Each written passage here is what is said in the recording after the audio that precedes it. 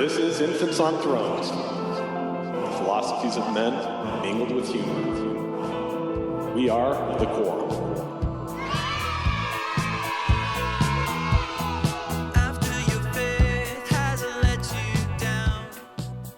Welcome back to Infants on Thrones. I'm Glenn Ostland, or am I? And this is episode 575, my TBM Uncle and the Dow of Mormonism. Now, I'm pretty much going to share with you an episode that I released earlier today for our Patreon supporters. Now, I had an interesting conversation with two of my uncles earlier this week about Infants on Thrones. And I talk about that, and then I re-release one of our earliest episodes that was called The Dow of Mormonism. And I gotta tell you, as I listened back to that episode today, I was sort of amazed that that was an early Infants episode. I think it was our ninth episode. Yeah, it was our ninth episode. Because it fits so well into the whole quantum woo-woo direction that I've been really interested in, that I've been exploring these past several months. And maybe my whole life. And hey, this discussion from 8 years ago was also the first time that I ever heard the word woo. See if you can catch it as you listen. It won't be hard. Anyway, thanks for doing that, Randy. I'm going to make a point because I'm tired of going, I'm making my point. Go for it. Go for it, man. Thanks for doing that, Randy. Introducing me to the word woo. Hey, here it is. Here's the episode. Just enjoy it. Just enjoy it. Just love it. Just love life. Just enjoy it. Have a good day today. Everybody have a good day. Hey there, Patreon supporters. Got some pretty big changes going on in my life right now, which I'll talk about at another time right now. Not right now. But I do have... there's several interviews that I've done that I just need to edit and get out. So I know there's been a little bit of a drought lately, but don't worry, I haven't gone away completely. There's a couple things I want to share with you today. One of them I'm really excited about, and I want to get your input on how I go forward with it. Something with my uncle, who was a mission president in D.C., and I talked with him about Infants on Thrones earlier this week, and he called himself a TBM. Anyway, it's really interesting. I'll get to it. But first, I had this conversation the other day with a friend of mine about how the potential of every person is so great, and how kind of we put these limits on ourselves, and that, the example that she gave was if we wanted to, we could fly. And I kind of went, well, okay, all right, but hang on, because we do fly.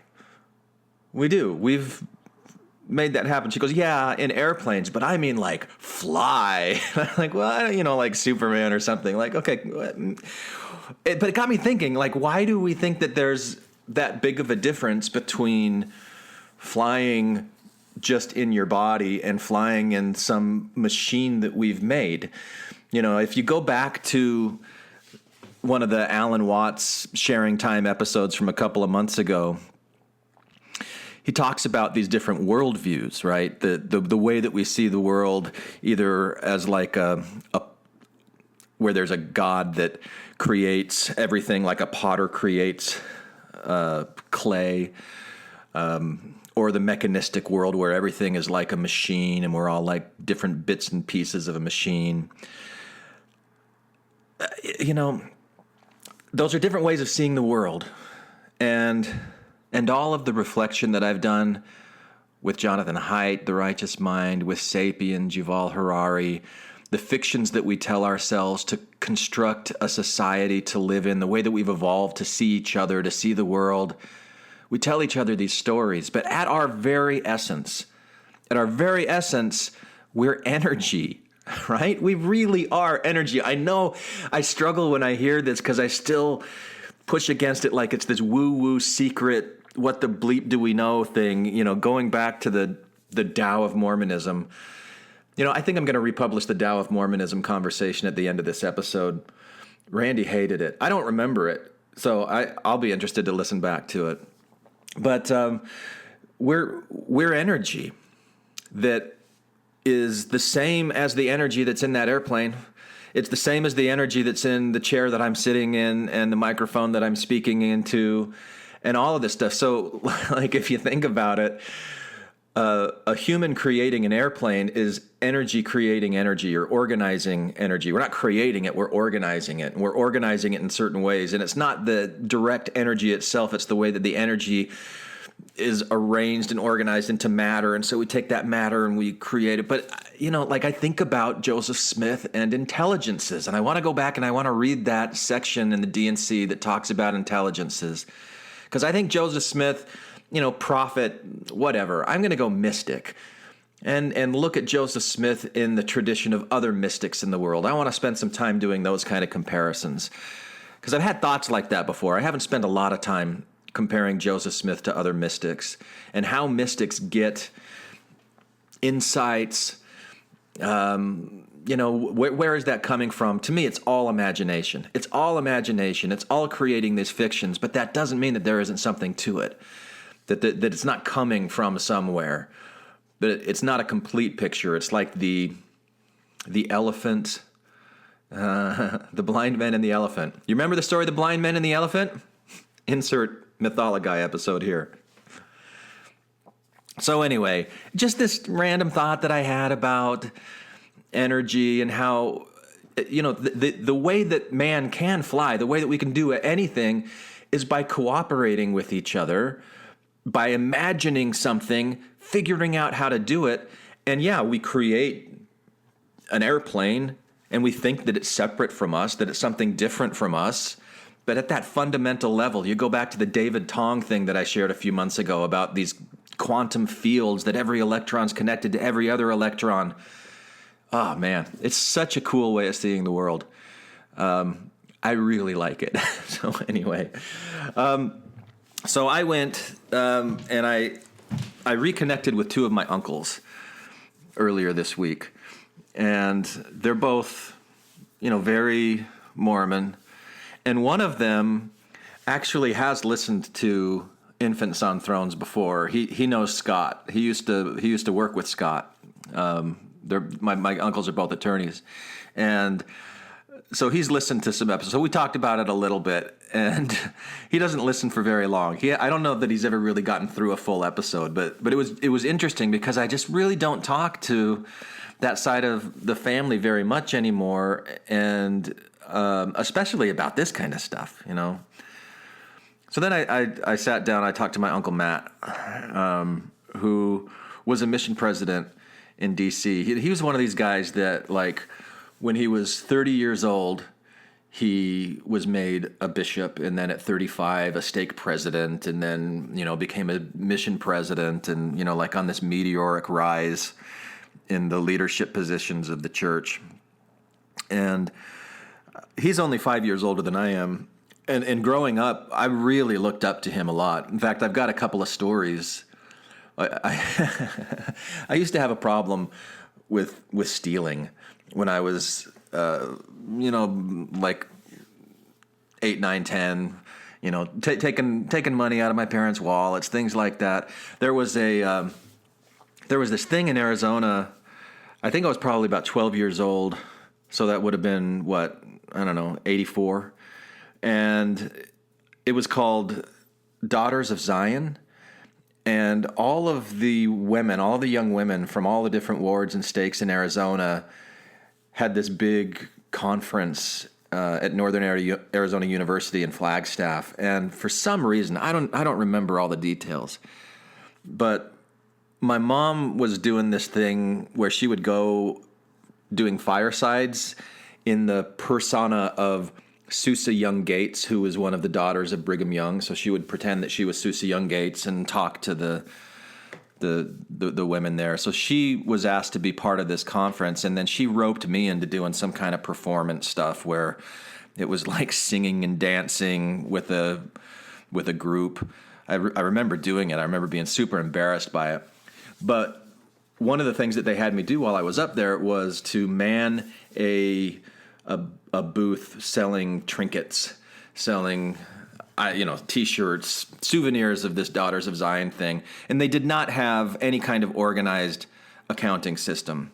They just gave me this red apron with a bunch of different pockets in it and said, when people hand you money, make change and give them back the change.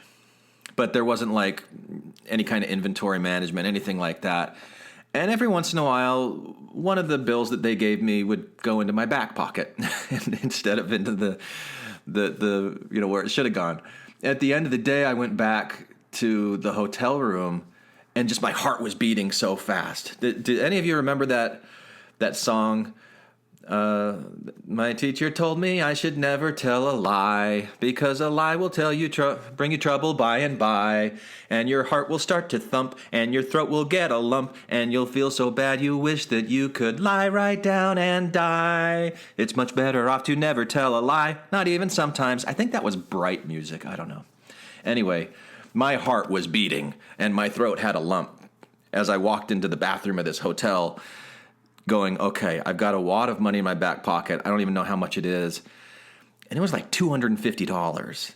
I was 12 years old in 1984. That was like $50,000 in today's money. Maybe not quite that much, but it was a lot for me. And I was scared shitless. I never told anybody about it. I just hid it. And I had like this stealing problem, and it was not too long after that, I was over at my grandparents' house, and they invited me to an ASU football game, and I wanted to be able to have some money to buy stuff, and so I went into my Uncle Matt's room, and I saw 2 $5 bills just laying around. He wouldn't miss it. No one ever misses it when I take money. So I took it. I stole it. And then when I got back home that night, I got a call from him. And he said, Glenny. They called me Glenny. When I was a kid, my nickname was Chip until I was about 9 years old.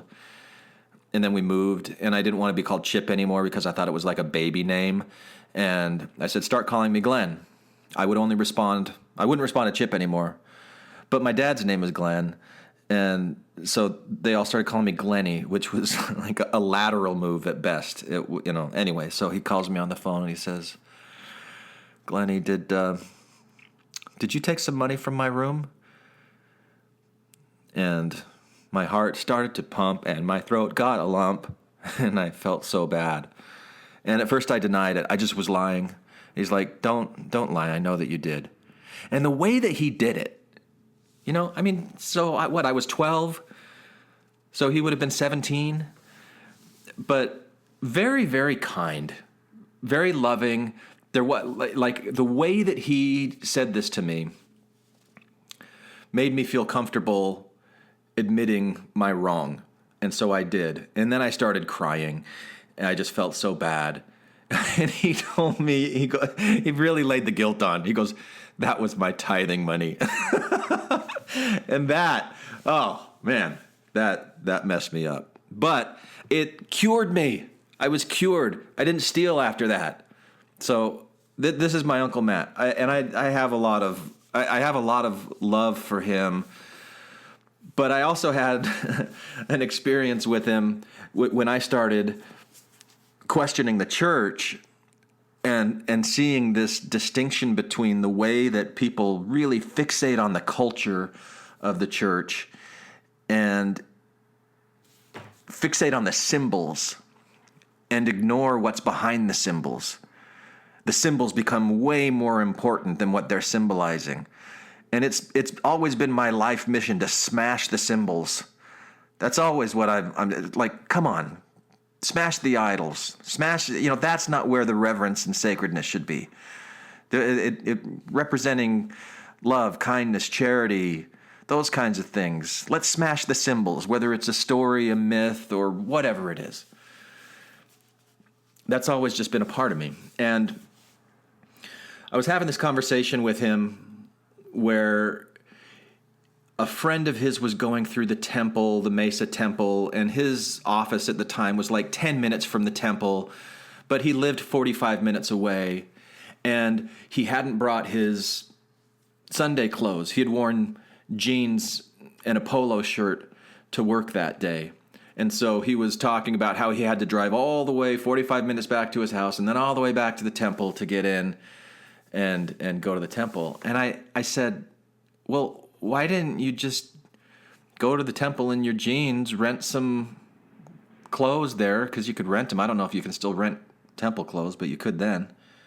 Why didn't you just do that? And he's saying, I wouldn't walk into the temple in jeans. But it's not really you're even going into the temple. It's like the ticket booth. Like you walk in, you show them your recommend, you go in, you change your clothes. You wouldn't wear jeans? And there he's like, no, that's disrespectful. And I went, okay, wait a minute. So if you're sitting in that waiting room in the temple and you see somebody walking in jeans, what do you think about that person?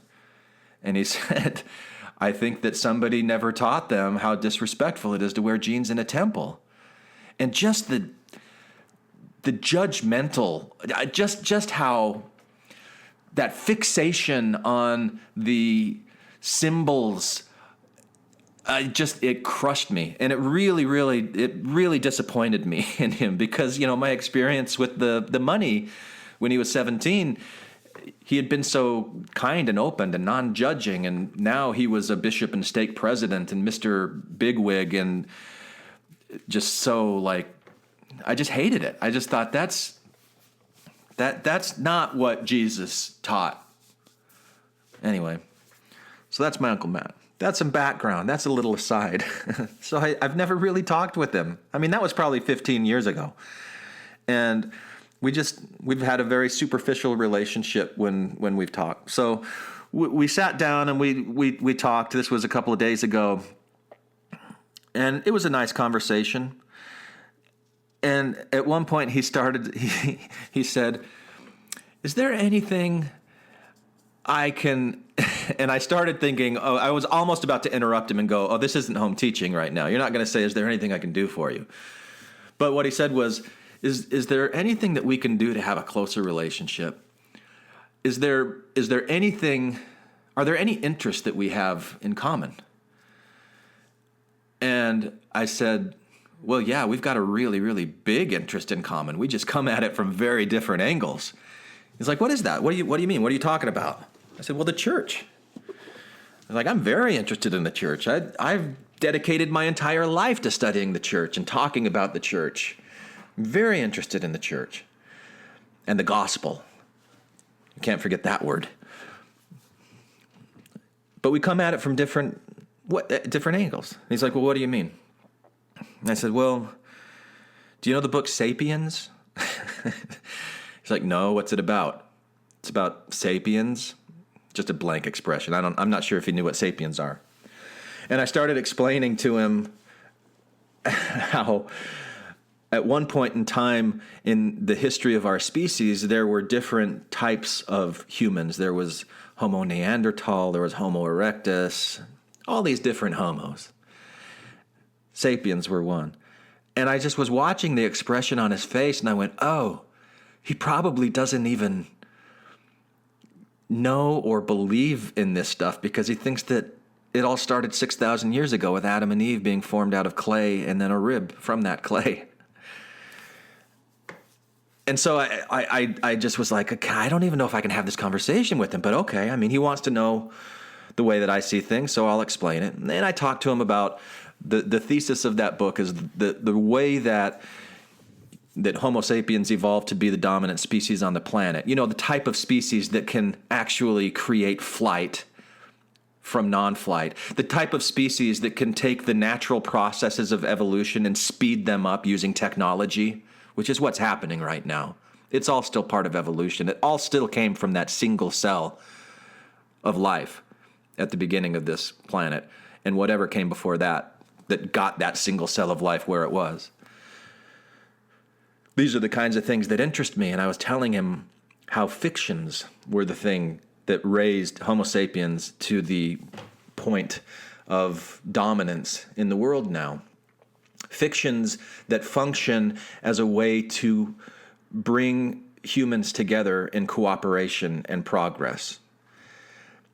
And the way that I see the Mormon Church is it's one of these fictions, and it brings people together, and you have a sense of community, you get progress. There's a lot of great things that come from it. We wouldn't be where we wouldn't be a civilization without it. Yes, I know, Sam Harris, there are ills. There are flaws with this. There's problems.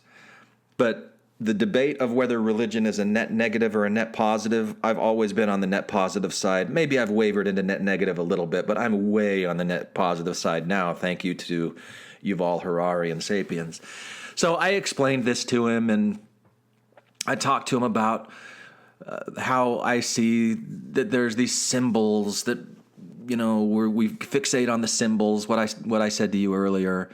And I asked him if he knew about Ronald E. Pullman and the general authority that gave a talk in conference in 1984. And he's like, yeah, I'm not familiar with that. And so I told him the story about Ronald E. Pullman and how he gave this talk in general conference about how there's the difference between the gospel and the church. Because the gospel, the principles of the gospel, things like forgiveness and charity and love, repentance, these kinds of things are eternal principles. They're divine in that sense, as far as a guide to how we should live. But the church is a man-made delivery system. This is what Ronald Pullman said in this 1984 talk. As a cultural institution, it can change policies, it can look different from one culture to another, things like earrings, the clothes that people wear, these kinds of things. Those aren't eternal. They're malleable. They can change. And it's a delivery system for the gospel. And really, what the church should be is a way to get the message of the gospel to people so that they don't need the church anymore. This is what he said over the pulpit in general conference. And Ezra Taft Benson, Gordon B. Hinckley, Boyd K. Packer, that mob, I didn't call him a mob, not to my uncle, but that group, they didn't like it. And they said, Ronald E. Pullman, you've got to change this. You cannot subjugate the church to the gospel, because it's the church that's important, because we are the church and we are important. I wasn't quite this colorful and adamant in the way that I was talking to my uncle. I was quite diplomatic. But I told him about this. He had no idea. So they made Ronald E. Pullman change the talk. They had him even deliver it in front of an empty tabernacle so they could film it and kind of pass it off as the original. But people had VCRs back then in their homes, and they were able to see the difference between the two things. And you can watch them now. And so I told him about that. And I said, and he agreed. He agreed with the original message from Ronald E. Pullman, the difference between the gospel and the church as a delivery system. He had no problem with that.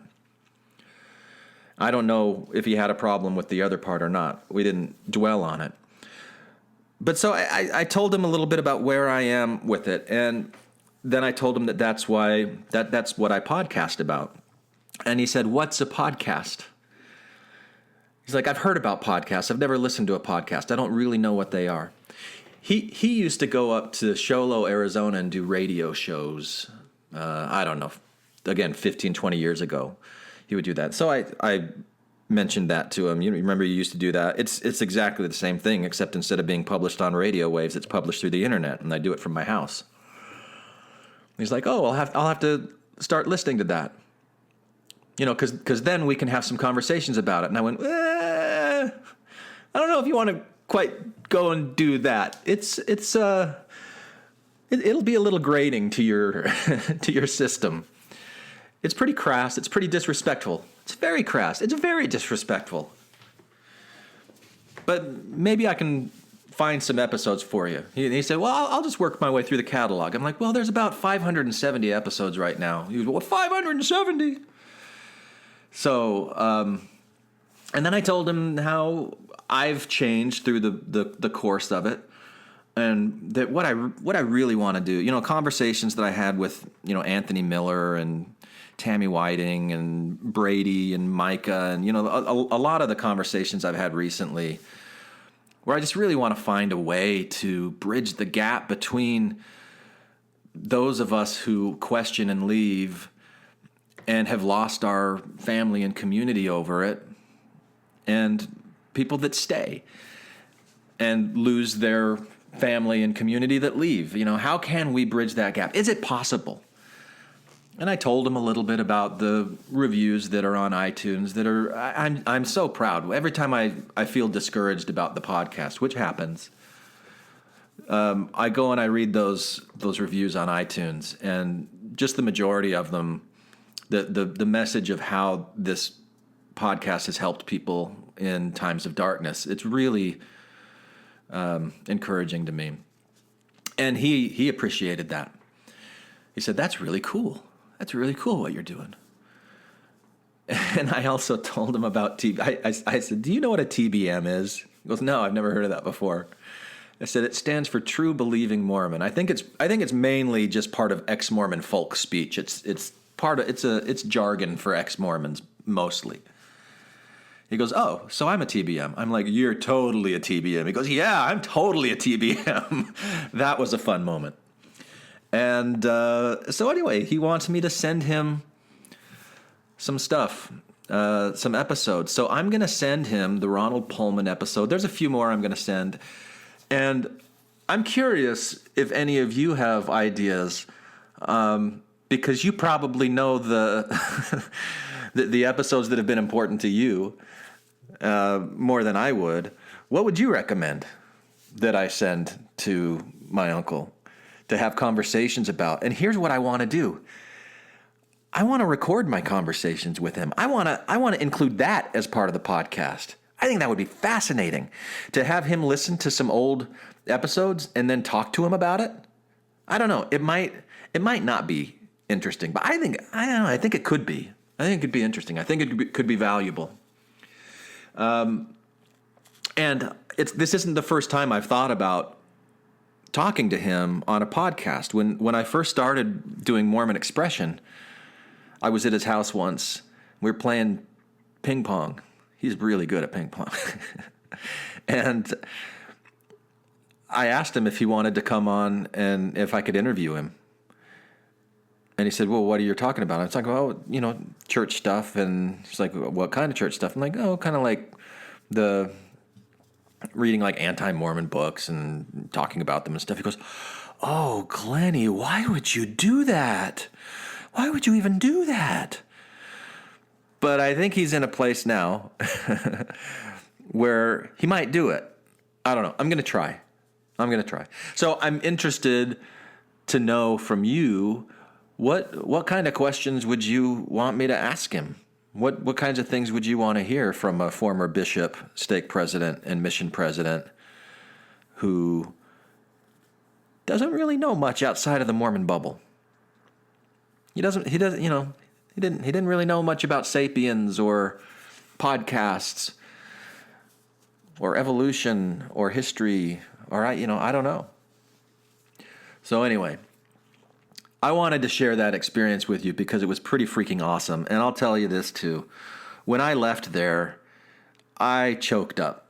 I got in my car and I just felt this overwhelming emotion that, like, what I've been doing with this podcast for so long has been so important to me. And I haven't been able to share it with people that are also important to me, like my uncle and other family members, because I don't want to, I don't want to ruffle their feathers, and I don't want to give them any more reason to think that I'm this horrible anti-Mormon person or whatever. And I've got to tell you one more thing. When we were having the conversation about, let's talk about these things, and he was talking about boundaries that we could set, because I told him I don't want him to feel uncomfortable, and he goes, "Yeah," and I promised I wouldn't try to convert you, and I laughed, and I said, I don't know, you could try, that might be fun. And the thing is, you don't need to convert me because I'm already converted. I'm totally converted. All of the stuff that was good about Mormonism, I've come to peace with. I've incorporated that into my life, or I'm trying to. in better ways. And the things that I've found as being toxic, hurtful, harmful, those are the things that I'm discarding. But you don't have to try to convert me. I'm converted. I'm good. But as I was getting in the car and driving away, I just felt this overwhelming sense of like gratitude that I had that conversation with him, and kind of hope for where it could go in the future. I'm excited about it, and I hope that you'll be hearing more about it in future episodes of Infants on Thrones. And now I want to share with you, so the Dow of Mormonism, which again I haven't listened to in forever. It was me and Randy talking with Waterman and Andrea Staats, who some of you may remember. She did a blog called Eliza R Snitch many, many years ago. She's super cool, really smart, funny. She lives up in Alaska. Her internet's terrible. She was on the she did the Big Love podcast with Bob and I back in the day, and she was on the Krista the Psychic episode where Emma Smith was channeled. Anyway, so we were talking about the Dow of Mormonism. I'll put that in right now. And I want to thank you once again for supporting Infants on Thrones. I'll be back doing this more regularly like I have before pretty soon here. And I hope you guys are all doing well. Are you doing well? I hope you're doing well. I'll talk to you later. Bye.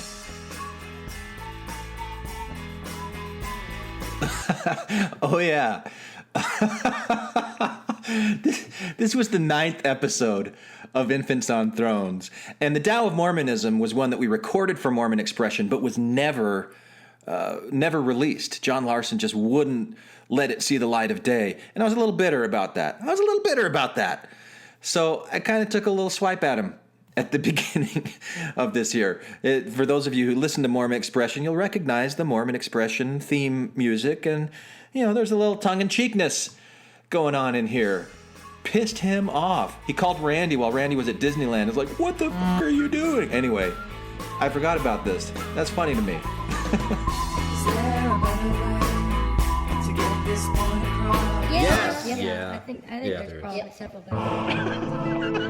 This is Infants on Thrones, the philosophies of men mingled with humor. We are the core.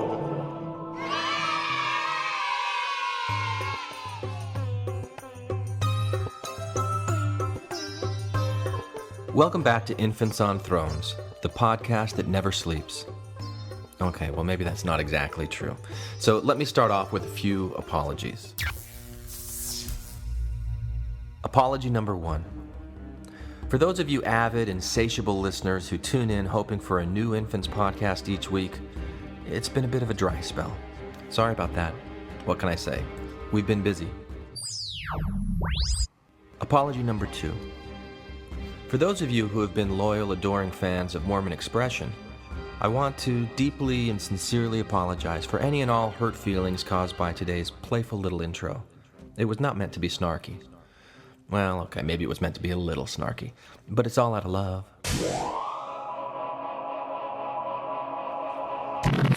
Apology number 3. For those of you not following Infants on Thrones week to week, who are not disappointed by our ever-increasing slacktitude, or for those of you who have never listened to Mormon Expression and don't really get the joke, sorry that you had to sit through Apology 1 and Apology 2.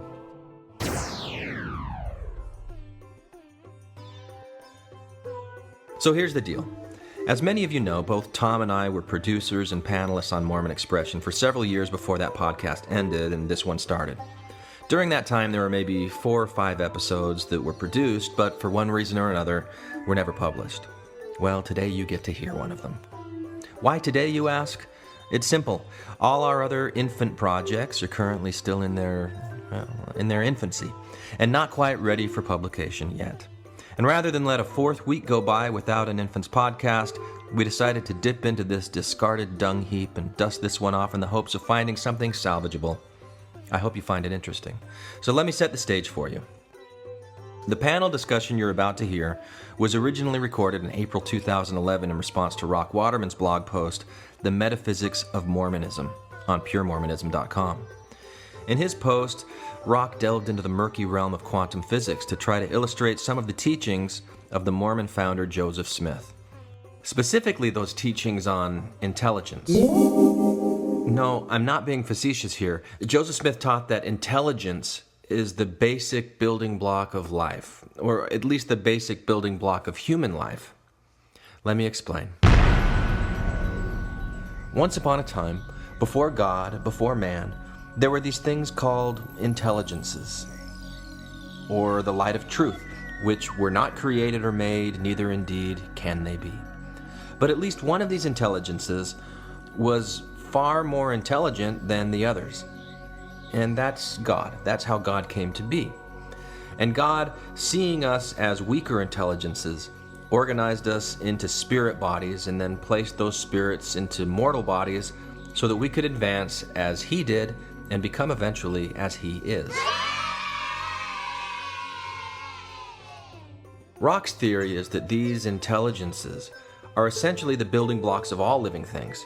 They are themselves living things, and they themselves have agency. They have choice. They can decide to follow or not follow the direction of God. But obviously, they just do whatever He says. Why? Because they love Him.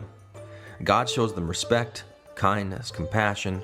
He treats them all nice and special, and they just love Him for that. So they freely do what He asks. Thus, according to Rock, the source of godlike power is respect, kindness, and compassion for others.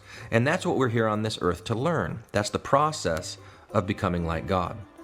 So these intelligences have free will, they act, not always in a predictable way. But Rock contends that the discoveries being made today by scientists into the realm of quantum physics are validating this position. And that was the major thrust of his blog post, this theory that he referred to as the Dow of Mormonism. It's an interesting theory. And really, anything that encourages respect, kindness, and compassion is at least worth listening to in my book. That's my theory, at least. But you all know our dear friend and fellow infant, Randy Snyder. Well, if it's not f***ing good, you can edit f***ing out, motherfucker. Yeah, that's him. Now, I love talking to Randy. He often sets me straight when I'm otherwise curvy. And when I mentioned Rock's theory to him, he scoffed a bit and said something about how he really liked Rock and his ideas, but poor Rock just suffers from bad thinking. Bad thinking? What is that? And that's another way of saying that his conclusions don't make sense, right? I sort of hate that phrase, by the way, making sense. What does it mean for something to make sense? What does it mean for something to not make sense? Because whether you or I or Randy agree with Rock at all, his theory certainly makes sense, at least to him. There must be some logic to his reasoning, or something there to bridge the gaps, or anything that we might see as gaps in his logic. So what is that? Inquiring minds want to know. So the moment that Randy questioned Rock's thinking, I sort of smiled inside, and right then and there determined to get the two of them together to discuss this Dow of Mormonism thing and see what kind of a podcast we could make out of it. I also invited another friend for balance, Andrea Staats. I felt that Andrea had the ability to appreciate and sympathize with Rock's position, but at the same time also evidence a keen mind and what I hoped Randy would recognize as good thinking. So the four of us got together and started to talk. But eventually, the conversation took some twists and turns that I didn't quite expect. They just didn't quite make sense. Or did they? Why don't you listen in and decide that for yourself? I am joined by three good friends. I've got Rock Waterman. Pleasure to be here, Glenn. Thank you. And I've got Randy Snyder. Good evening. And I've got Andrea. And are we using your last name, Andrea? We can use my last name. Okay. I love my last name. Okay, and we've got Andrea Staats. Hello. And I think we're calling this the Dow of Mormonism, and this is based on a post that Rock wrote on Pure Mormonism. One of the things that is unique to this podcast format that you don't get if you go and read his blog is that Rock is a bit of a seer himself. And well, a lot more than Thomas Monson is.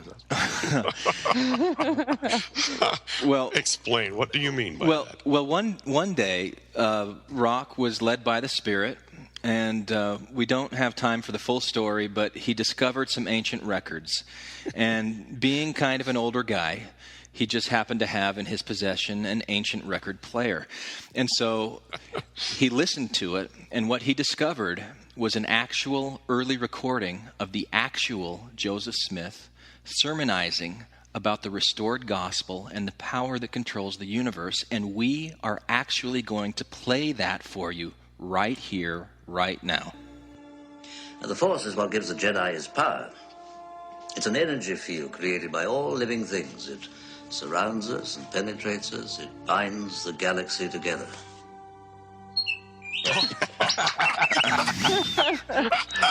Who, by the way, bemoaned and despised his involvement with Star Wars to the day he died. Oh, Alec Guinness did? Yes. Yeah. Okay, so this quote, actually, of course, right, we've got Alec Guinness, Obi-Wan Kenobi, and this is what Rock uses to kick off his blog with. You're comparing what the gospel to the Force, or Joseph Smith's teaching to the Force. Explain why did you start with that, Rock? Yeah, not the gospel, but I was actually fascinated by how closely Obi-Wan's words echoed those of Joseph Smith in DNC 88 and 93.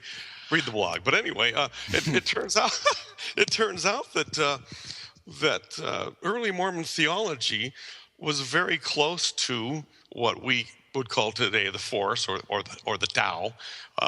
The Tao has been defined by one professor as everything in the universe. It's contained in the universe, and it actually is the universe. And Joseph Smith taught about this matter called light that contained intelligence and truth. And he talks about how that is actually the controlling forces that, I don't want to say control God, but that where God gets his power. So is that like what the priesthood is? No, I don't think the priesthood is anything like that. I think the priesthood is, I don't know how I would describe the priesthood. I won't even want to get into it right now. But it's more it's more like this connecting. Now, I always thought the Spirit was either the Holy Ghost that somehow jumped around inside of each of us at the same time, and so that we all have the Holy Ghost at some time. He was sharing his personage. But it turns out that the Spirit is actually this huge, comprehensive plasma, invisible plasma, that simply inhabits everything. And in that plasma, we'll call it, is intelligence. This is how we can communicate through prayer, because something we ask for in one place can be immediately communicated in another. Apparently, we do have individual spirits that made from this chunk of matter, and this is a fine matter, pure matter, as Joseph Smith says. So we are all made of that, and that's what the essence of all of us are. At the core, I am a being of light with a body of coarser matter clothing me. Luminous beings are we, not this crude matter. Faith is something that it's not really. I don't see it anymore as a religious thing. Faith is a reality. For example, I have faith that tomorrow the sun will come up. I have faith that if I step off a building, I'm going to fall. Faith is the science of possibilities, which is what they call quantum theory. It's the science of possibilities. This was one of my favorite phrases that you used in your blog. Joseph's far-reaching teachings. I just love the way that sounds. Well, we have so gotten away from the glorious things, the important things. Basically, what he's saying is you deserve to be open to the possibilities that there is a lot more than you can possibly imagine going on out there. Rock went on like this for a while. The important parts to take out of that discussion, and what I'll summarize for you here now, is the idea that different views of the universe have changed over time. Rock claims that ancient Eastern religions like Buddhism and Taoism understood the fabric of the universe better than we do today. Even in Western science, it was believed that outer space was comprised of different levels of a mysterious plasma-like element called ether, And that view changed with Einstein and gravity and the theory of relativity. And that view is again changing today with quantum physics, plasma theory, string theory. But at this point in the conversation, Randy had heard just about all that he could stand. Can I interject just real quick? By all means. Just a quick little thing. What killed the ether, the death knell for ether, was when they discovered that waves can propagate inside a vacuum, that you didn't need a substrate to have waves propagate. It's not a philosophical thing. It's a scientific, empirical thing. It is dead. So was that the beginning of the plasma theory of the universe? This plasma thing, I think that's some fringe thing. I don't think that's anything established. Well, it is a fringe thing, but it's definitely a fringe thing. It's so fringe I hadn't even heard of it. Yeah, skeptics haven't even addressed that. It's so fringe. So quantum consciousness is definitely a bigger movement, and kind of like the New Age spirituality or mysticism that's crept into our culture. The plasma theory is gaining ascendance primarily because some things that quantum theory apparently can't explain or has to rely on.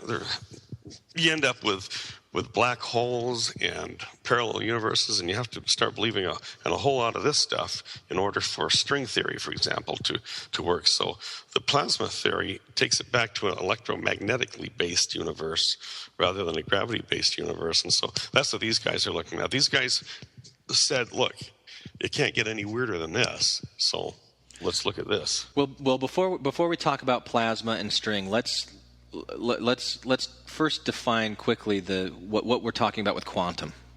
Okay, my understanding is that quantum is defined as the minimum amount of any physical entity involved in an interaction. So it's a really small thing, but apparently there's something smaller than that they detect, and that's a quark.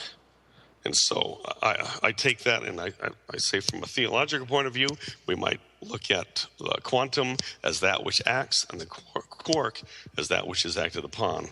As Lehi is telling his sons in 2nd Nephi, he's saying that everything is either acts or is acted upon. So I'm looking at that like that.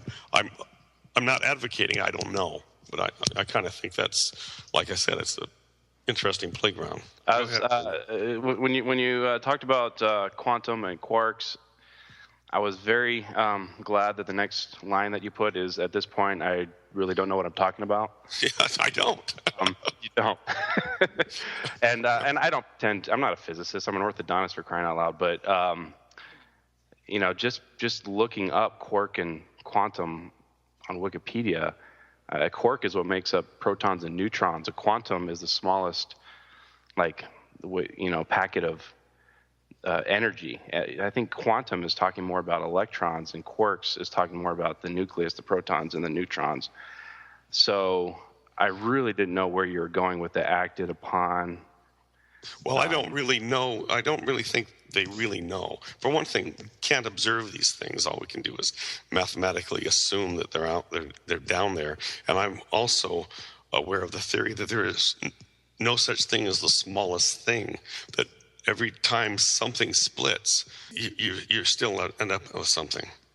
Well, yeah. Yes. We're always finding new frontiers, even in the micro world.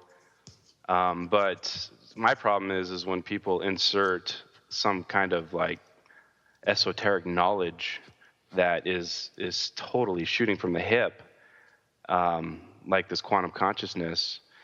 That's where I have a problem with is people making stretches and interpretations that aren't, and a lot of times are abusing what we understand about physics. Well, look at the way I word things, Randy. I don't believe these things. I don't advocate these things. I just say, isn't this interesting? This is what I've seen. This is what I've learned, and this could be. Once again, we come back to the science of possibilities. Is it possible? Could be. Let's look deeper. But if you have me on here because you think I'm an expert on quantum theory, you got the wrong guy. I'm just, Yeah, I think if we had an expert on quantum theory, everyone would be bored to death. So yeah. It's so hard to understand it. It's even harder to explain it. Yeah, well, quantum theory apparently goes two ways. It's the study of all the biggest things in the universe, and then also the study of the smallest things in the universe. And when you start to looking at the smaller things, they don't work anywhere like the big stuff does. They don't behave according to the laws of physics, and so it's now that's puzzling. Okay. That's where I take exception. That's just a fundamentally false statement. Wow, quantum physics is not the study of how matter sometimes disobeys physics. That's not true. Quantum physics is the physics of really, really small particles, of which some, in our brain, where we've evolved to experience the world at the macro level, things aren't acting intuitively to us. Our brain isn't evolved to understand what's going on at the quantum level. That doesn't mean that they're breaking fundamental laws of physics. It's just that we haven't fully been able to unify quantum theory with the theory of relativity. How things behave at the super micro level versus how things behave at the super macro level, with planets. So that's an exception I have to take. Yeah, I don't disagree with you. I think you guys are saying the same thing. Yeah. Yeah, it's my understanding that this is one of the things that they're noticing, that things don't behave the way we expect them. But apparently I misspoke if I said this is what the science is, because I think the science has actually been defined by one of its advocates as the science of possibilities. They're saying, we don't know how this works. It certainly is fascinating. Let's keep looking. Well, I think one of the important things is that we don't need to really intuitively understand a lot of the assumptions that are mysterious, because quantum theory just works. It's able to predict things incredibly accurately. And just because some of the assumptions we have to make seem counterintuitive to our mind, our brains, which aren't evolved to understand things at that level. Like you can't really even say, what does an electron look like? Well, that doesn't even make sense. Right. And scientists don't even care anymore because it doesn't matter. They don't need to know what an electron looks like. It would look like as if we could look at, the glass that's sitting on the table in front of me. It's not important in being able to use it and understand the behavior at this level. So many sciences... a lot of the stuff I'm drawing from, I'll just okay. Full disclosure, is from, if people want to look it up, it's fantastic. It's only 23 minutes. It's by Richard Dawkins, and it's called Queerer Than We Can Suppose. And he basically is talking about how we don't have to understand how things work at the super micro level, because our brains have evolved to, because for instance, when you look at a table, what is a table mostly made of? It's mostly made of atoms. What are atoms mostly made of? Empty space. Mm-hmm. So if the table is made of mostly atoms, and atoms are made of mostly space, and I, in turn, am made of mostly atoms, which are made of mostly space, I should be able to put my hand on the table and go right through it. But we know that doesn't happen. And so our brains have evolved to interpret the table as something solid that you can't try to, you're going to get damaged if you try to go through it. And whereas, like, if a neutrino could evolve a brain, it would see that the table is mostly empty space because it can go right through it with no problem. And so basically we just can't – we're not evolved to see the world – we're evolved to see the world in a practical sense, and that's why things aren't intuitive at the super micro level. This is why the movie 2012 is so awful. Or at least one of the reasons why. That's why? 2012 is so awful. Okay. The whole premise is like, okay, why does the world end? Well, they didn't even. They're so lazy that they didn't even try to come up with something. Give us a reason. Yeah. Well, they gave a reason. They said, because the sun bombards us with neutrinos every day, all day long, when the sun's up. And they said, you know how neutrinos used to not interact with matter? Well, now they do. And that's and that's equivalent to me saying, you know how when you used to touch water and your hand would get wet? Well, now your hand explodes. That's the equivalent of the premise of 2012. Neutrinos are neutral charge. They travel almost at the speed of light, and they don't interact with matter. So I thought 2012 was a very exciting film. We're talking about the feature film, right? I watch it. It's so unbelievable. Are we talking about a feature film, or is this some documentary? That's trying to No. We're talking about the feature film. Oh, okay. But we should be talking about your blog. So let's talk about movies. So you talked about quantum physics, and you talked about string theory, and you talked about plasma theory, but all of these things were a means to an end, because what you were interested in, Rock, was Joseph Smith's teachings. You were interested in light. We started talking about DNC 88, and how Joseph Smith talked about intelligence and light being what was made up in the universe. And so really what interested you was how science is now making these discoveries that possibly could be the same things that Joseph Smith revealed, that might also have been similar to what had been known even by Eastern philosophers. Is that right? Yeah, are we talking about Dow, Chinese? Sure. Japanese? Yeah, I'm fascinated by what is this light? What is this intelligence? What is this spirit substance that can be in all places at once and communicate across the universe instantly? So yeah, I'm bringing it all home to that, because what I do is I look at the advances in quantum theory and how some of these more far out New Age people, and they talk like early Mormons, but you don't hear Mormons today talking like that at all, because our religion has changed. We're not interested in the things that Joseph Smith taught that count. That's really what I'm talking about. Yeah, that's what my whole blog is about. Yeah. Getting back to the core theology that's really fascinating to me, and not just we have to obey our leaders, that sort of thing that we're taught today. Yeah, and I mean, to me, that was what really jumped out. When you, let me find it here. You gave the DNC section 130, verses 20 to 21. We learn that there is a law irrevocably decreed in heaven before the foundations of this world, upon which all blessings are predicated. And when we obtain any blessing from God, it is by obedience to that law upon which it's predicated. And you say that the way that the church interprets this today is basically obey the commandments that are given to us by the leaders of the church. Yeah, and I think it means something completely different. I think it means align yourself with the powers in the universe. And when you do, then these irrevocable laws that have existed before the foundation of the world, and I assume by that it means before, that God didn't lay down this law and say this is the way it's going to be. These are the way things are. Under quantum theory, there are high vibrations and low vibrations. And if you want to receive something from the universe, and I'm putting that in air quotes here, then you have to align yourself with those vibrations.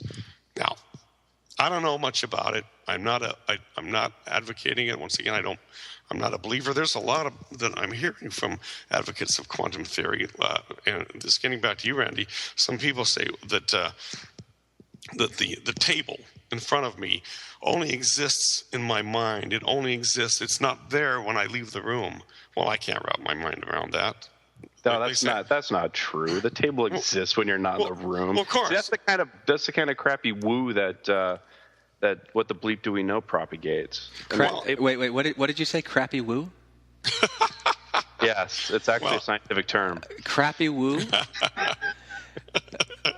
I like that. I'll use it. Are you wearing like pink fuzzy slippers right now, Randy? Crappy woo? Well, I'll tell you, Randy. Woo is a term. Crappy's slang. Woo is an actual term. Or is that like the Taoism? Mysticism and pseudoscience. Like woo way, crappy woo. Woo. Well, anyway, I agree with you thoroughly. I agree with you completely, Randy. That's kind of a nonsense thing that you somehow have created. I've created this table, and it's here only because I created it. It's only because it's in my mind. Because that's nonsense. But you got to remember, this field attracts all kinds of oddball ideas, and so that's not what I would consider part of quantum theory. That's just somebody's idea or interpretation of it. So. And usually it also entails selling books, but yeah. I know you don't do that, so I'm not going after you for that. But this whole abuse of physics. The table's in a superposition until it's observed, and then it comes into being. Or you can affect your reality with your consciousness, like with horrible films like The Secret and What the Bleep. You can affect reality with your consciousness. Hey. You can affect. Hey. It's Andrea Staats, everybody. Hey, I'm still here. Hey. Okay. Even though you didn't observe me. Ooh. Exactly. Zing. Zing. You proved my point. You are there regardless of whether I consciously perceive you. Well, I'd forgotten she was there. Was I? How does consciousness interact with matter and affect its? Okay. Well, here's an example from a book I read called The Tibetan Book of Living and Dying, and I can't remember who it's by. A Tibetan. And he was talking about the idea of consciousness and thoughts having effects on the physical world. And, there's obviously a very simple example of look at everything around you. That was an idea before it ever existed. But then the other example that he used was, haven't you ever felt physically ill because of a mental state? Had a stomach ache because you were nervous, or gotten a headache because of anxiety, something like that. So our thoughts absolutely do affect our bodies. And so if you look at that on a larger level, I don't think it's unreasonable to think that our thoughts can affect, the world around us. Well, I'm gonna go after the first thing you said. And you said first, before you observe something, it was a concept before you observed it. That is mistaking the map for the place. Rocks existed before minds came into being to perceive the rocks. So if you're saying the rock didn't exist, I'm not saying a rock. I'm saying like something that's man-made. But the concept of a rock does not exist until a mind exists. So the fact that we eventually develop brains that could perceive the rock has no effect on whether the rock exists. Now, the second thing you talked about was your mind, talking about your mind affecting how you feel. Well, that's everything, that's the hypochondriacs, everything that they feel is in their mind, because how many times do the hypochondriacs go to a doctor? They truly feel, and there's no way that anyone can convince them that they don't feel like they have a stomach ache, but they can't find anything wrong with their stomach, no matter how many tests they do. So yes, your mind can completely create these illusions of symptoms, but that doesn't mean that the symptoms exist in the organs. I'm not talking about illusions of symptoms. I'm talking about actually being sick. Well, feeling sick is different than actual something wrong with the organ that you're perceiving has a problem. It's a well-known fact that when you're under stress, you are much more likely to get actually ill. But stress involves an interaction with those organs. So, yes, stress is a different thing. If you're feeling stressed, there's nothing magical about that. There's no consciousness. There's no. I'm not saying that any of this is magical. But you're saying that consciousness can affect matter, not that neurotransmitters and hormones can cause organs to feel less than ideal. Those are two totally separate things. We're talking. One thing is they're really not. I'm with Andrea. They are two different things. You got neurotransmitters, which are chemicals, and you've got enzymes. All these things that are involved with stress. Of course, those are going to adversely affect organs. That has nothing to do with consciousness. These are chemicals, not consciousness. Then why did Heavenly Father put the pituitary gland in the brain?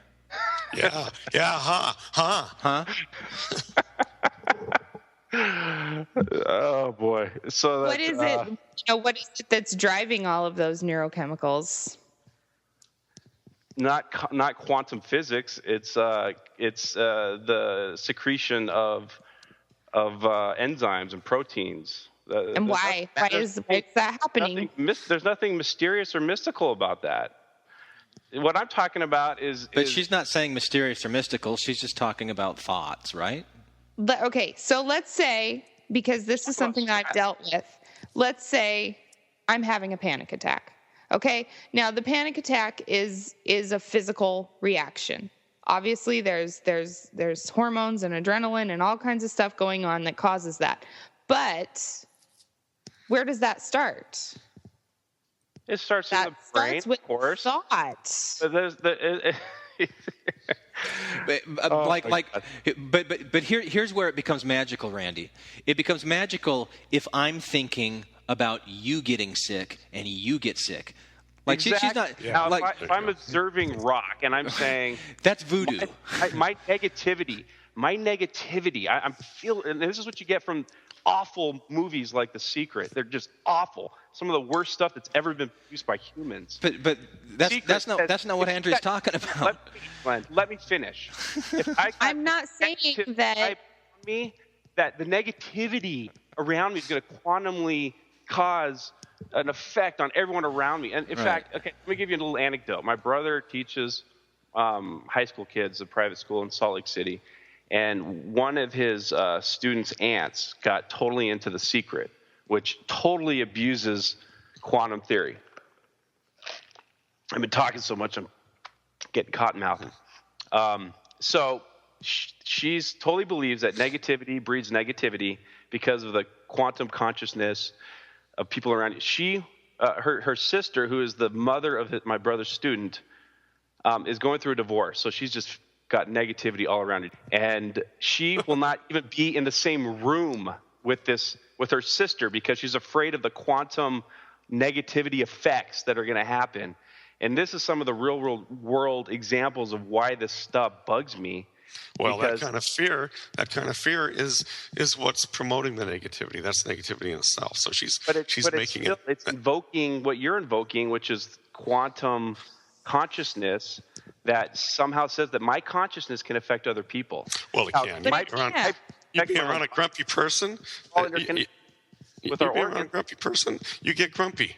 Of course, negativity affects people. Negative, yeah, okay, but that's different. If you're grumpy, you're giving nonverbal cues and. All right. I don't know. Randy's grumpiness is kind of amusing me. But to compare that your brain can have an effect on the well-being of your body to my consciousness have an effect on objects outside my body. Those are two different things. Yeah, I mean, I see what you're saying, Randy. If somebody's talking about a mystical, magical thing, I'm going to be skeptical of that. But if I don't think that's what Andrea was saying. No, I'm not talking about like if I really think about getting a new car, I'll get a new car. But I do think that our thoughts become our reality. And if you focus on really negative things, then yeah, you're going to experience a lot of negativity in your life. And if you focus on positive things, then you're probably going to notice a lot more positive things in your life. And you didn't say our thoughts become another person's reality. No. Right, okay. So, I say something about The Secret. I saw it once, and so I'm no expert on it, but I recall a scene where a kid wanted a bike really bad, and then there's another scene, and he gets a bike. So I think some people have gotten the wrong impression of how thought creation works. It doesn't work like that. If you want a bike, the kid probably worked for it, earned the money, and bought it. And that's what happens with Andrea's example of the car. She wants a car. You start doing what it takes, and the next thing you know, eventually you have yourself that car, or you have the house. But you don't have to bastardize quantum theory to come to those conclusions. And I'm not saying that having positive thoughts don't drive you to do positive things, which then leads to actions. I mean, that's just normal stuff. But you don't have to invoke quantum theory to explain those things. It's because there's a scene in The Secret, Rock, where a guy's sitting in his freaking couch, and he's just sitting there thinking positive things about money. And he walks to his freaking mailbox and pulls out a check. I mean, come on. Well, he's magic. that's the stuff that is it's abusive, and it promotes things that are not productive, because people are going to think that they can just sit there, meditate, and think about positive things and do nothing, and positive things are going to happen in their lives. That's the part that I have a problem with. I've often thought I should read the book and see if it goes into any more detail and redeems itself, because I agree with you. The movie leaves an impression that there's a big genie in the universe. All you have to do is ask him for stuff and he'll give it to you. It's never worked for me. Well, okay. This does kind of lead us to a couple of points that you had in your blog, though, Rock. And it ties into what we talked about earlier with this quote from D&C 130. The law, irrevocably decreed, it's not obedience to the laws, the commandments. It's obedience to the laws in nature, in the universe. In the universe, right. We're talking about karma. We're talking Yes. about like attracting like, and that's what you suggested that Joseph Smith was teaching. Yes. That's what we've just kind of trashed here. Well, I'm not. No. I do agree with that. I'm just saying that you can't just sit back and wish for things, physical, material things. Although there are people for whom that's happened. So let's explain that. Explain your. Explain Joseph's teachings. I mean, what did Joseph Smith teach? What's in the D&C? Oh gosh. You mean in 130? Yeah. It's gratitude attracts gratitude, or yeah.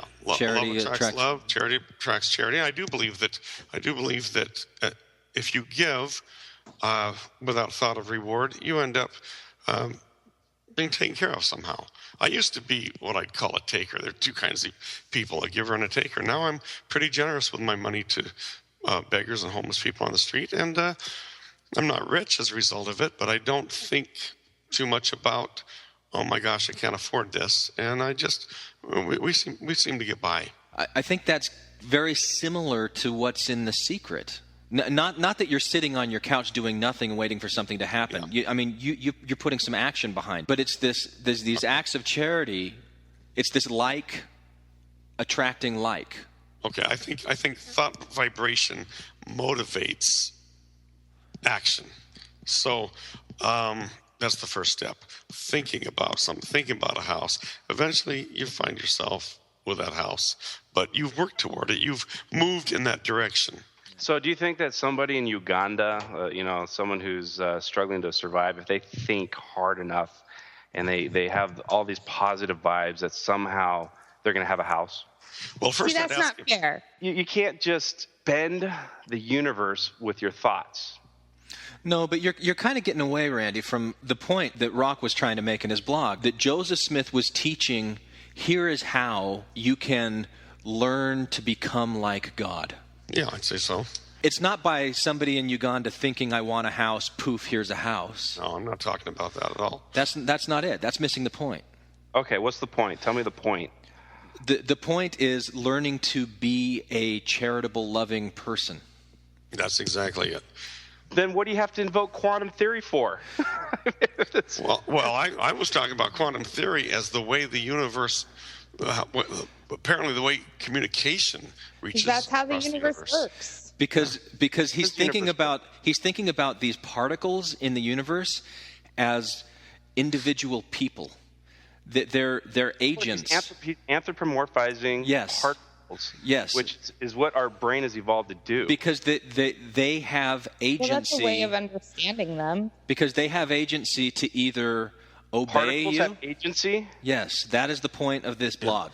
That they Particles have agency. That's the point of his blog. If there's some type of intelligence that they can choose to either obey you or to reject you, and if you respect them, choose to obey God.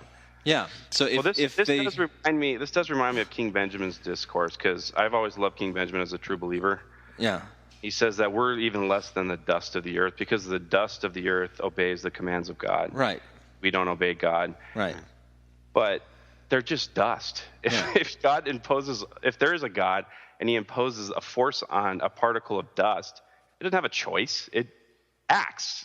Well, Randy, I ask you, is it possible? Is it possible? Is it possible that there is some tiny primitive intelligence attached to every tiny little molecule? It doesn't have to be any smarter than a 2-year-old. It can either say yes or no.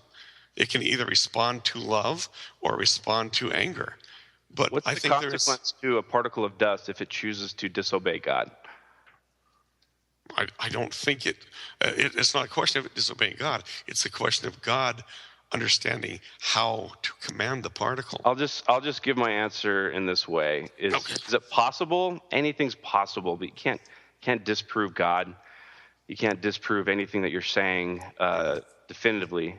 Is there any evidence that particles have choices, or do they just respond to forces? Well, this is our religion.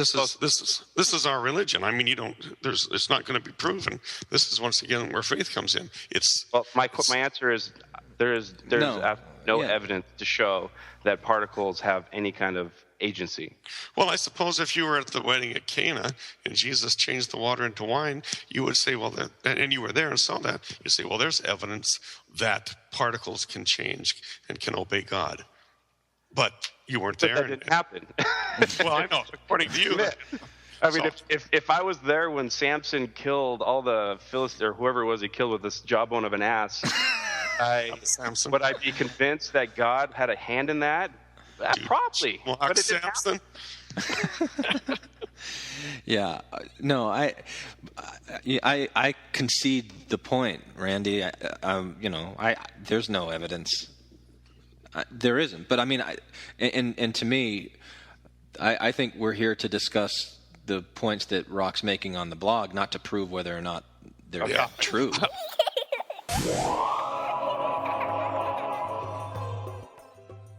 You know, one of the things that's nice about this new format we do on Infants and Thrones is I can edit things out, I can edit things in, and I want to make a change here because Randy asked the question about evidence, and while I still say, I don't see any evidence, I don't know that there is any evidence, the point that I wish we would have made in the discussion is that this is the reason that Rock is bringing in quantum theory in the first place.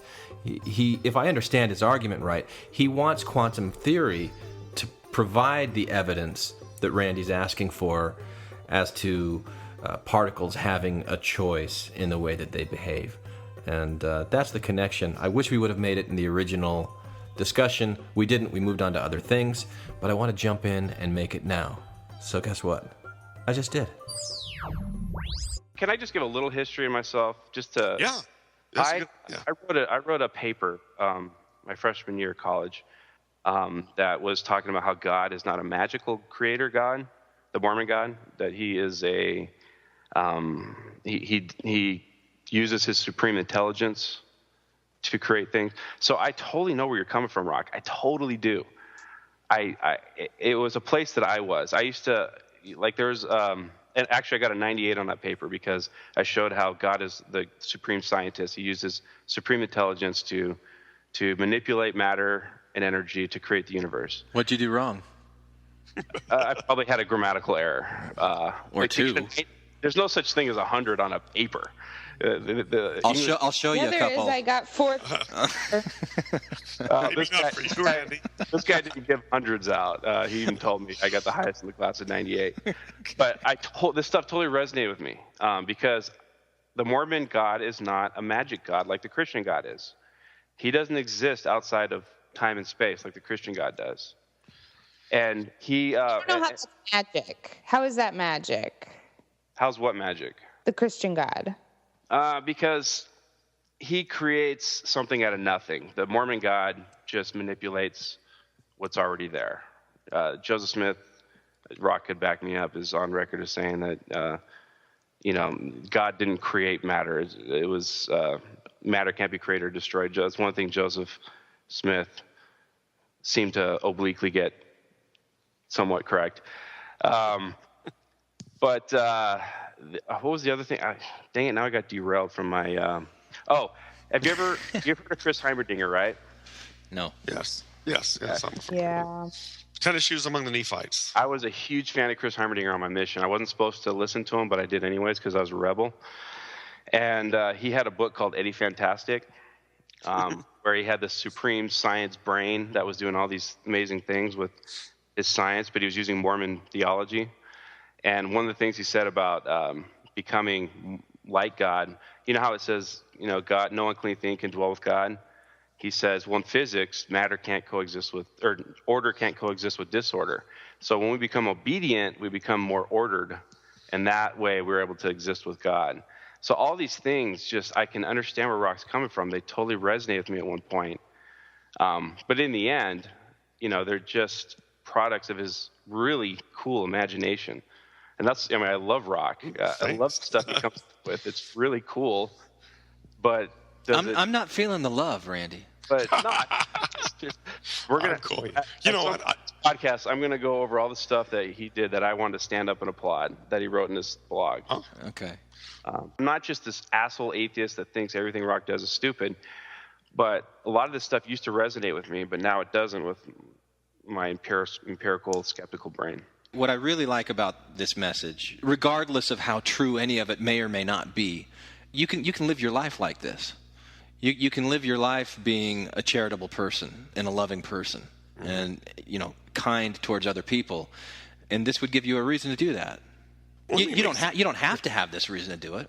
No, because look, Randy, I'm sure is a very kind, charitable person. He's all right.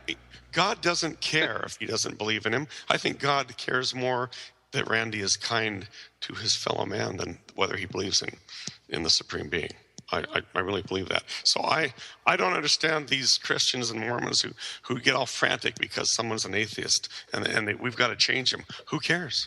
You made a point in the blog, and we talked about the effects of thought on healing. Definitely have to agree, Rock, with your when you described it was really kind of funny. Because we've all been through it, right? Not Andrea, because you're not worthy of having the priesthood, Andrea, because you're. She's worthy. Yeah. You don't have, sorry. Well, you don't have the necessary piping. There are bits, but. Right, but at any rate, there's a lot of pressure. It's a lot of pressure going into a house. So somebody's sick, and you're like, hey, is my worthiness gonna affect whether they get better? Or is it just their faith, or is it my faith and their faith combined? And you got all this crap going through your head, and then you do what Rock said in his blog. You couch all your terms into if thy will be done, or if you have faith. Yeah, conditional upon your faith. And all this. You totally hedge the whole blessing. We know it's a crapshoot. How many times in your experience as a Latter-day Saint, even no matter if you're most worthy as a missionary, whatever, have you actually laid your hands upon somebody's head, given them a healing blessing, and had it miraculously work? Well, this is a very sensitive topic with me, because my mom died of cancer after 8 years of power blessings and special blessings and blessings on blessings, and God needed her on the other side more than my 14-year-old sister needed her desperately. Whatever. It's totally arbitrary. It puts a lot of pressure on you. You always couch your terms, and you just don't see these stories happening like they've been reported back in the 1800s. And they used to. I definitely believe they used to. But even crazier miracles happened 2,000 years ago. Water turned to wine. Yeah. The farther back you go, the crazier the miracles. Elijah was it Elijah that called down lightning to destroy his enemies? That doesn't happen anymore. Joshua who had like a few hundred men, and they blew a trumpet and the walls fell down? The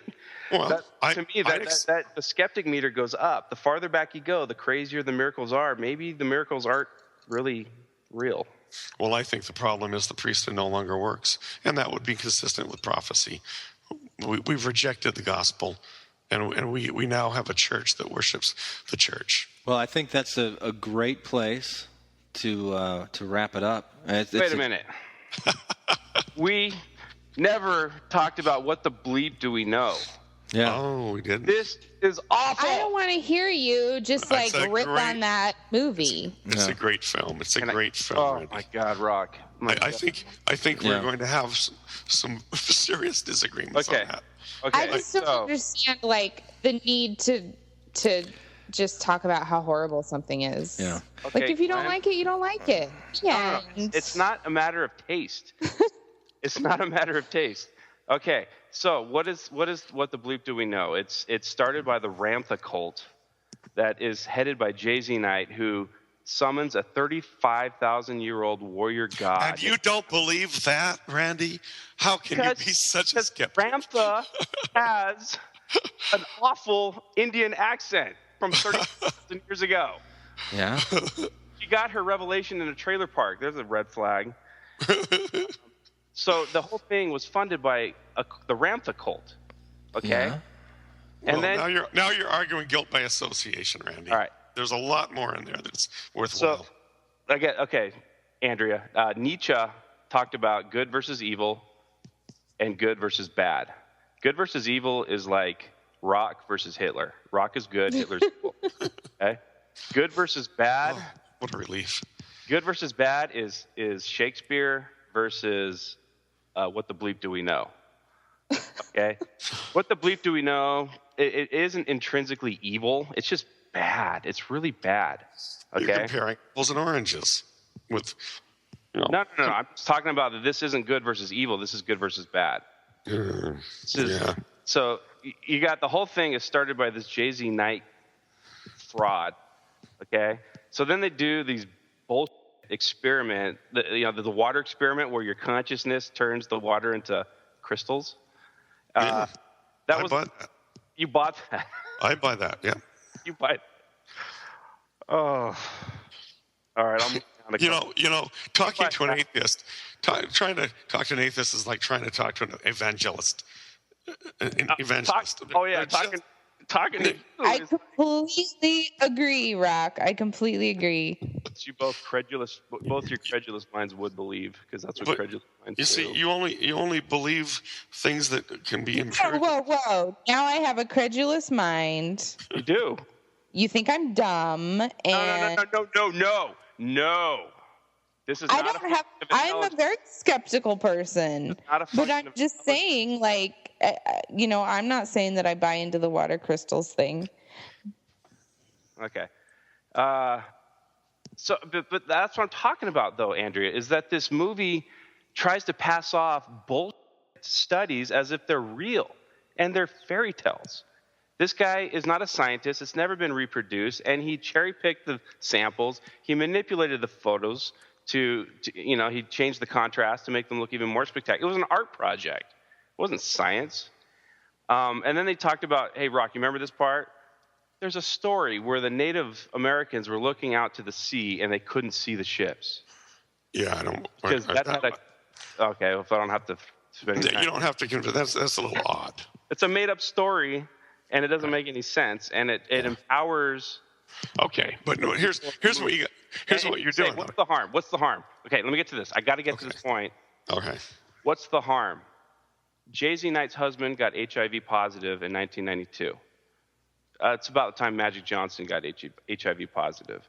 Jay-Z Knight's husband rejected medicine, traditional medicine, in favor of Jay-Z Knight's mystical, magical, quantum healing techniques. He died a year later. Okay? That's the harm. If you want to know the harm, go to What's the Harm. So he exercised his free agency. Who cares? Who cares? The man died, and he could still be alive. That matters to me. Okay. This life now matters to me. Okay. See, in my opinion, the guy gets into the next life and goes, "Whoops." Exactly. You're more concerned with what happens after death. I'm more concerned with what happens in this life. Well, I would be concerned. I think that's a dangerous attitude, to care more about what happens after death than to care about what happens. Oh no. That's not the position I'm taking. But what I'm saying is, I can understand your concern if he said to you, you cannot have medical care because we're going to go through Jay-Z Knight's methods. Then that's a problem. But I allow everyone to make their own choices. If he dies, he dies. He's stupid. So it doesn't bother you at all that, say, a Jehovah's Witness would not allow their child to have a blood transfusion because of a verse in the Bible that says that's forbidden by God? That doesn't bother you to let their kid die? Or that they would let themselves die? I don't want to open this can of worms, But it's the same thing. It's along the same thread. It's a belief that they have. I believe that a that blood leads transfusion. to death because all they care about is what happens after you're dead. Okay. From what I've read, a blood transfusion is more dangerous than a saline transfusion. Better to have a transfusion of saline and build up your blood with beet juice and spinach juice than to take blood from somebody else. So a gunshot victim, it's not going to beet juice. It's not going to help a gunshot. No. But they have plenty of saline on hand. But let's not open that. That's a whole nother argument. Why are you so afraid of death, Randy? I'm not afraid of death. Because the devil going to get him. Yeah, I'm going to go to hell, so I need to prevent it. Well, but I'm not even just you. I mean, for everyone. Don't you know that we're all matter, and matter is light, and it's intelligent, and it advances, and it progresses, and there's hope in that? And God's going to take care of us? People go to a better place, Randy. People go to a better place, Randy. And I believe they do. So if the guy died because it doesn't matter. Because he made a bad choice, so what? Sometimes the next life is a better one than this one. And Christ redeemed people. So Glenn, you're such a sometimes. Sometimes. Well, so I just feel like just because you don't like this movie or you don't like The Secret, that doesn't legitimize the position of all of this is crap, Exactly. You're no, picking things out. But the fact that Rock points to what the bleep do we know is a really good source is telling of Rock's epistemology and his credulity to woo. And so he takes echinacea, which has absolutely zero evidence of having any efficacy. What is up with you and the word woo tonight? Because this is what it's all about. Rock is the woo master. Crap woo. Oh. Why did you have me on? You had me on to be the yin counterweight to his yang. All right, I don't even know if I got that right. Okay, but here's what you got to know. You got to understand why do I care? Woo to Why his do way. I care, Glenn? Why do I care? Because this credulity that is bred by Rock's epistemology, which is whatever feels good, is true. That's not what I said. But I'm oversimplifying. But stuff that resonates with you, whether it's got any kind of foundation in reality, you kind of ascribe to it, and that's what leads you. And I'm the same. I was the same way when I was a Mormon. I was the biggest sucker. Oh, well, I'm glad you have everything all figured out now. God, Andrea, please. But before I became a skeptic, the Brian Dunning podcast, one of the things he talked about was the big scam of water softeners. Guess what? I bought one of those suckers for $5,000. Ooh. Yeah, I'm a sucker. I'm still paying for it, by the way. That's why I'm so angry. Randy, can I just remind you what I wrote here?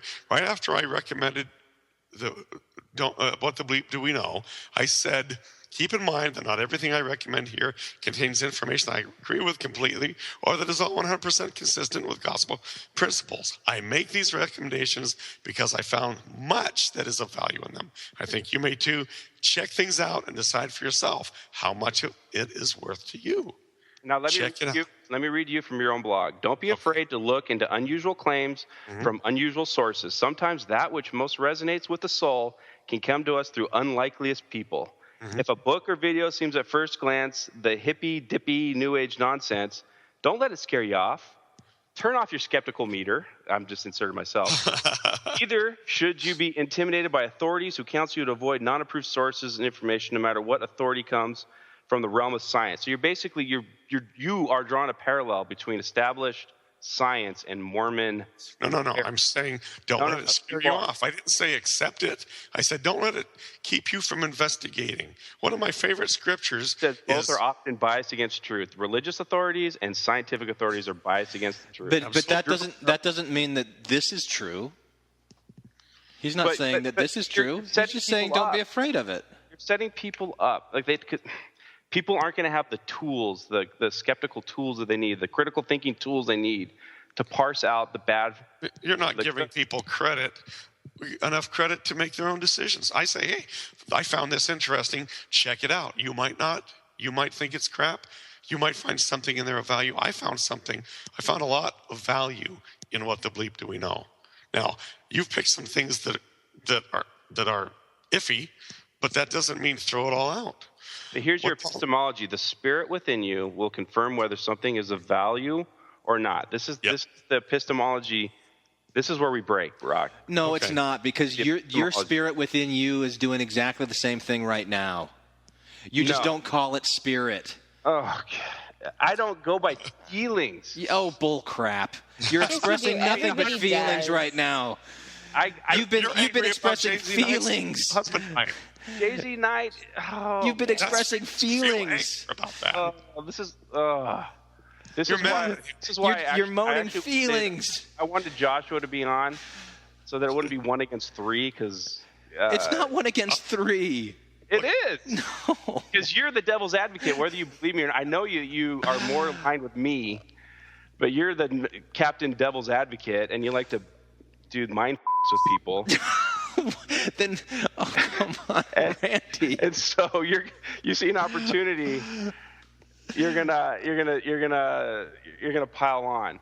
But then why wouldn't I make it even and go 2-on-2 and take on Andrea and Rock, and we could like double team. We could. You have more. I think you enjoy. I'm going to sound narcissistic then if I say that, so I'm not going to say it. I know. I was trying so hard. All right. Well, thanks everybody for joining. I enjoyed the discussion. I hope we got something out of it. I really enjoyed the blog. It's a long read. There's a lot in there. What I took out of it, I think I already said that there's some good points in there, ways to live your life that I find inspiring, even if you kind of get lost in a little bit of the quantum and the string and the plasma stuff and the things to Joseph Smith. I think some interesting connections. But appreciate you coming on. And as always, the discussion continues. Whoa, anyone for the closing prayer?